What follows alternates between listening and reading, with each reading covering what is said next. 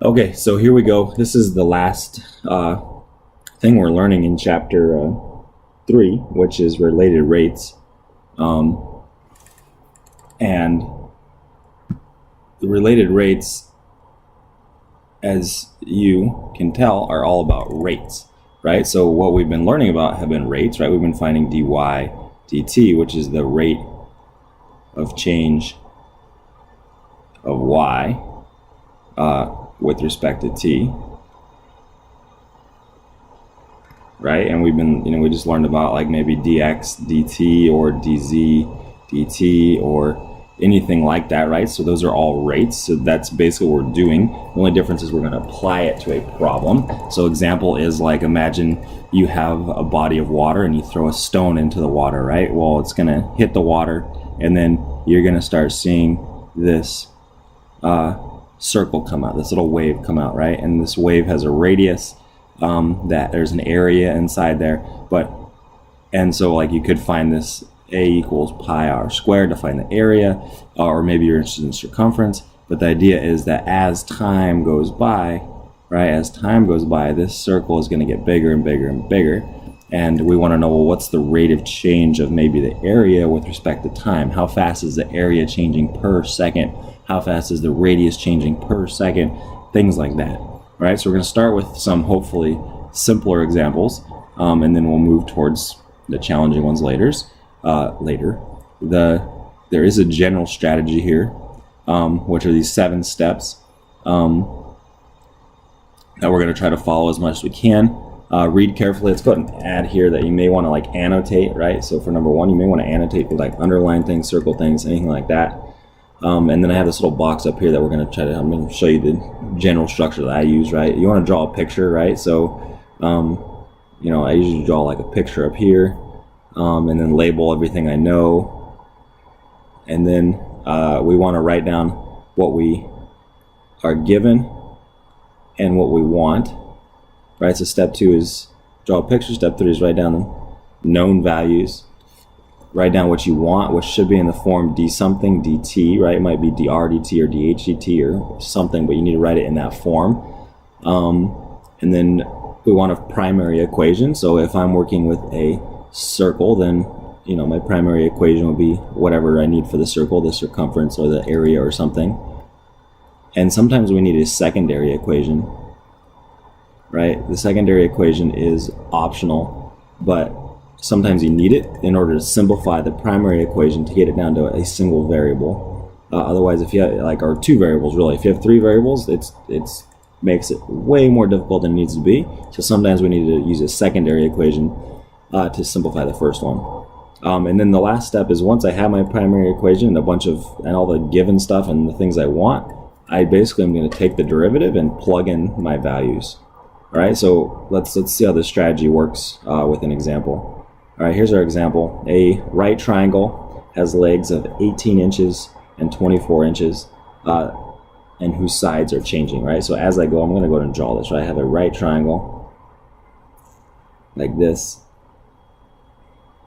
and I like to label everything with variables, right? If you see up there, it says label with variables. So I'm going to call this leg X and this leg Y, right? And we'll keep going. The short leg is decreasing by 4 inches per second, and the long leg is shrinking at 6 inches per second, right? So let's write some given values because they just gave me some stuff. The short leg is decreasing by 4 inches per second.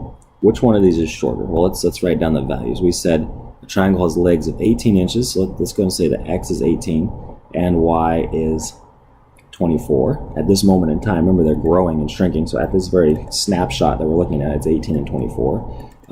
And it says the short leg is decreasing by 4 inches per second. So it's giving me a rate. It's giving me the rate of change of X with respect to T, which I can write as the rate of change of X with respect to T, right? dx dt is decreasing by 4, so that's negative 4 inches per second. And then it says the long leg is shrinking at 6 inches per second. The long leg in this case is y, so this dy dt is going to be negative 6. Why negative? Because it's decreasing. what is the rate of change of the hypotenuse? All right, so and that what question is the thing that I want, right? So what do I want? Well, there's the hypotenuse over here, right? I want the rate of change of the hypotenuse, dh dt. I want the rate of change, dh, of the hypotenuse with respect to time. All right, so that's my thing that I want, is dh dt. And honestly, the hardest part about these is finding this equation, right? Finding the equation that's going to relate all of these things, right? So take a minute, pause the video if you want, but like, what equation relates the side lengths of this triangle? And, you know, maybe after a little bit of thought, you can come to the conclusion that it's really a Pythagorean theorem problem, right? If I have a right triangle, then a squared plus b squared equals c squared, which in this case is x squared plus y squared is equal to h squared. And if you want to use a, b, c, that's fine. I just, you know, I like to use x when it's a horizontal line and y when it's a vertical line, because it helps me, you know, think about it as a coordinate plane. So that's my equation. I don't need to find a secondary equation for this, because one, I'm not given any other information, and two, like, I have all the information I need, right? I have y, I have x, I have dx dt, I have dy dt. I will need to find h at some point, but let's go ahead and do this, right? So we're on step 7. We need to take the derivative, right? So we are going to take the derivative. We're going to find the derivative with respect to t of our equation. What that's saying is I'm going to find the rate of change of each of these pieces with respect to t. How is the x leg changing over time? How is the y leg changing over time? And how is the h hypotenuse changing over time? Right? So d dt of x squared, we're going to use power rule. Bring down the 2x times the derivative of the inside is d times x over dt. Right? Because I'm using a different variable, t and x, I need this dx dt on the end. And then this is going to be 2y dy dt, right? It's a power rule. Bring down the 2. So inside stays the same. Subtract 1, right? There's like a 1 here, times the derivative of the inside. This is that dy dt equals 2h dh dt. Right? This is my equation. I can plug in everything I know at this point, right? I know that x is 18. I know dx dt is -4. I know y is, that looks like a y prime, it's definitely not a y prime, it's y to the first power. I know y is 24, and I know dy dt is -6. Right, and then I get over here and I'm like, okay, the thing I want is dh dt, so there's absolutely no way to you know, get rid of that. That's the thing I want to solve for eventually. But I am missing this h value, right? I don't know what h is. Nobody ever told me what h is, but I can figure it out. How can I figure it out? Well, I know the Pythagorean theorem, and I know I can figure out h, right? X squared plus y squared equals h squared. So, you know, to find h, we're going to just do 18 squared plus 24 squared, and then take the square root of that.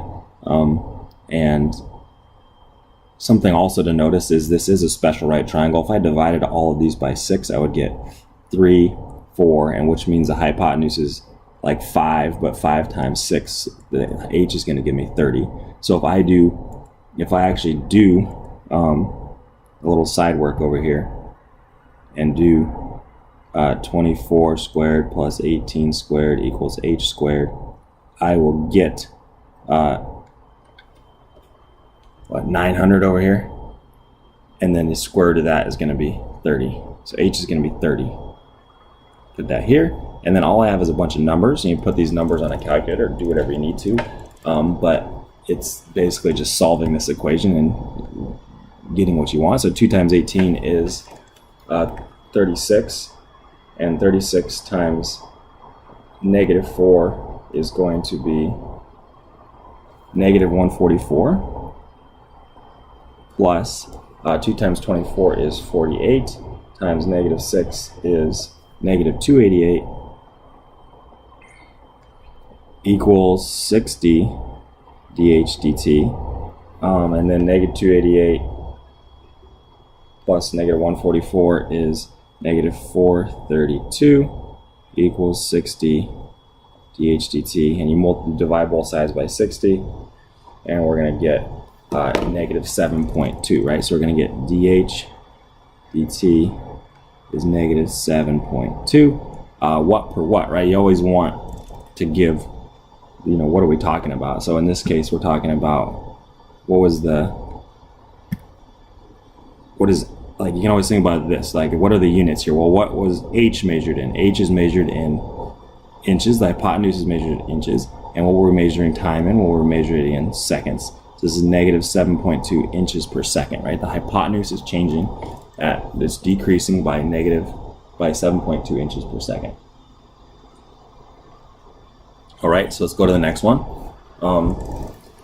Again, we're just going to read it and draw pictures as we go. A right triangle has legs of 24. I'm going to call this one 24, and this one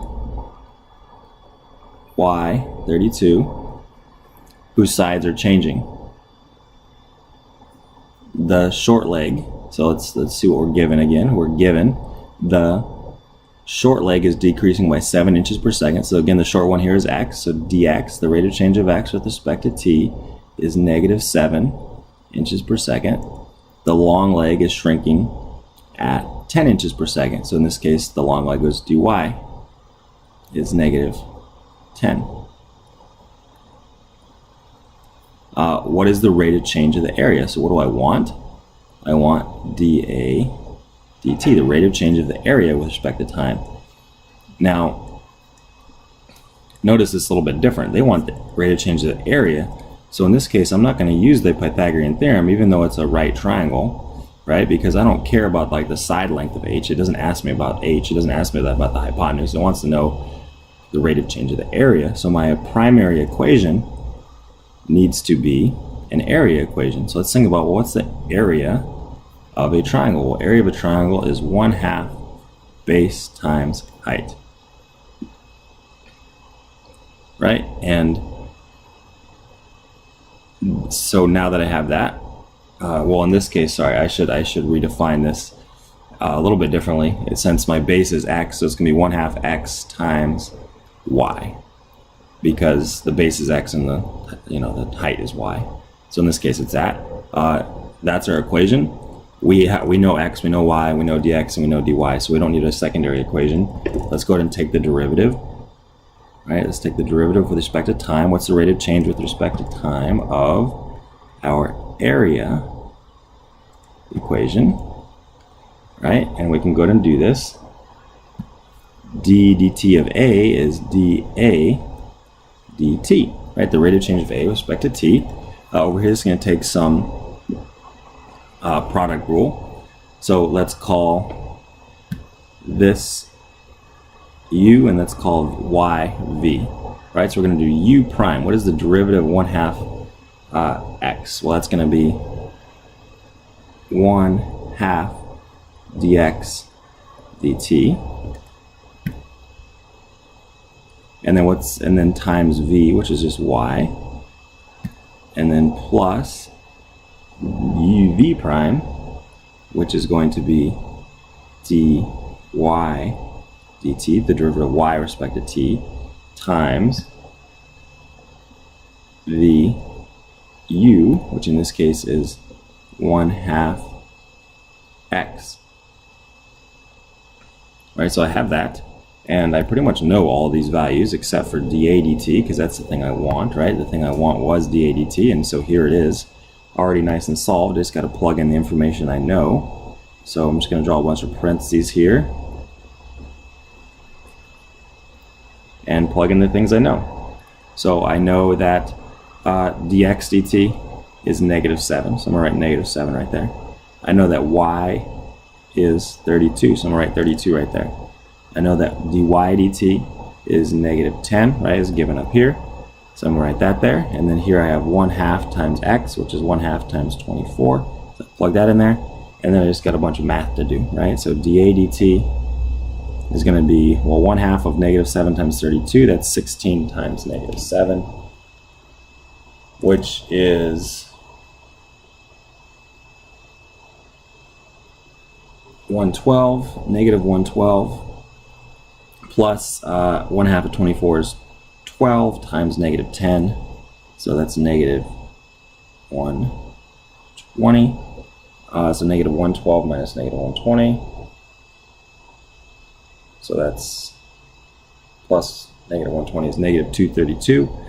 So dA dt is negative 232. Now remember, you have to give some units here. So you have to imagine, well, what is area measured in, right? Area is square thing. So it's going to be inches squared. And what is time measured in? Seconds, right? So it's inches squared per second because we're talking about an area. Okay, let's keep going. Quick break. All right, so here's our next one. Now we're talking about rectangles. So a rectangle, right? I'm just going to start drawing the picture. Here's a rectangle. Has a length of 6 inches and a width of 4 inches. So, we could go and just start labeling these things. Let's call this the length. Let's call this the width. I'm given that the length is 6 and this one is 4. The sides are changing. The length is increasing by 6 inches per second. So I'd say dl dt, the rate of change of L with respect to t, is 6, positive 6, because it's increasing. And the width, dw dt, is shrinking. So that's negative 10 inches per second. All right, what is the rate of change of the perimeter, right? So what do I want? What I want is always that question. There's the question mark. What do I want? I want the rate of change, dp, the perimeter, with respect to time. I want the rate of change of the perimeter with respect to time, dp dt. So there's our whole graph thing, right? And we're going to try to write an equation here. All right, so what I want is the perimeter. So I need an equation that tells me the perimeter. Well, do you know an equation for perimeter of a rectangle, right? Perimeter is like how much fence it would take, right? So it'd be L plus W plus L plus W, or 2L plus 2W, right? That's the equation for perimeter. Again, I have L, I have W, I have dL dt, and I have dW dt, so I don't need a secondary equation for this. So we're going to go ahead and move straight to the calculus. Let's go ahead and take the derivative with respect to t of our primary equation. And I could have used x and y, but I'm just trying to switch it up to show you that I can use basically whatever variables I want as long as I use them correctly.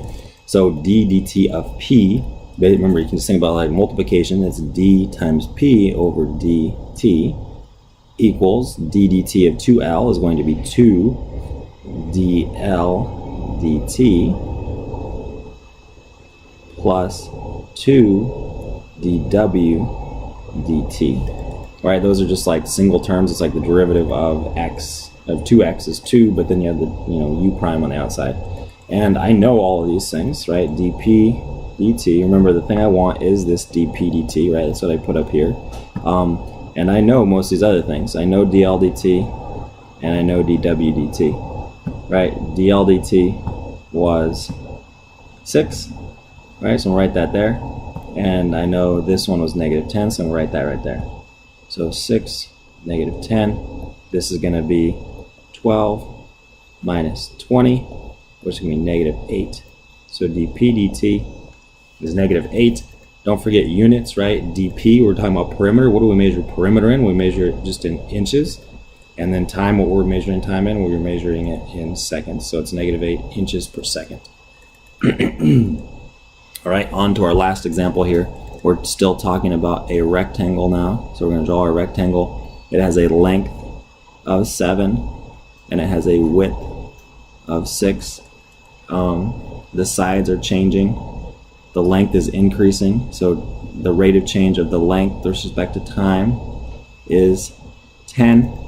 And the width is also growing. dw dt is 6. These are inches per second. What is the rate of change of the area? What do I want? I want that question mark thing. I want the rate of change of the area. So that's the change in area over the change in time. dA dt is what I want. right? All right, so since I want the area, my equation that I write should involve what? It should have an area in it somewhere, right? So I want an area equation. Area of a rectangle is length times width, right? Now, a tempting thing to do that I haven't mentioned yet is a tempting thing is, well, to go ahead and plug in my L and my W, right? Make it, oh, length times width is 7 times 6. But then you're just going to get 42, and then when I take the derivative, I get 0, right? So, like, I want dA dt, so I need the derivative of this first. If I plug in first, you're making it static. You're making it so it's not changing. So you can't plug in too early, right? We have to take the derivative and then plug in. So here we go, taking the derivative with respect to t of this, which is that, and we're going to get d dt of a is dA dt, and then d dt of L, is, let's call this u, and let's call this v, so it's going to be u prime, the derivative of L, which you could write L prime, but we're trying to be a little more specific. It's dL dt times w plus the derivative of v is dw dt times L, right? And if it helps you can just say, well, this is kind of like L prime, this is kind of like W prime. So it's like L prime W plus W prime L, right? It means the same thing. It's just a more specific way of letting you know that it's a slope, right? It's a rate of change of L with respect to time. Whereas L prime, unless you have some other information, you don't know. It might be respect to X or something, right? So you don't know. So that's why we're using this notation, is it's more specific as for these examples of what we're talking about. And so there's that thing I want to know. Now I just have to plug in the values that I know, right? So I know dL dt. dL dt is 10. So I'm going to put that here. I know W. W was 6. So I'm going to put that here. I know dW dt. It's up here. It's also 6. And I know L. L was 7. I don't know why I wrote this one in black. So I'm plugging in 10, 6, and 7. This is going to give me 60 plus 42, which is going to be 102. And this is dA dt. And don't forget units. 102 what? Well, on the top, it's A, right? So on the top of this fraction over here should be, what do I measure A in? What do I measure area in? Area is measured in inches in this case, but area is always squared, right? Inches squared per second, right? If I'm talking about an area, I'm talking about the space inside, which are measured by little tiny square inches. So I need inches squared, and then time is measured in seconds in this example. All right, so that is an intro to what we're learning. The problems do get much more difficult than this, but it's good to start with some basic ones and then move forward after that.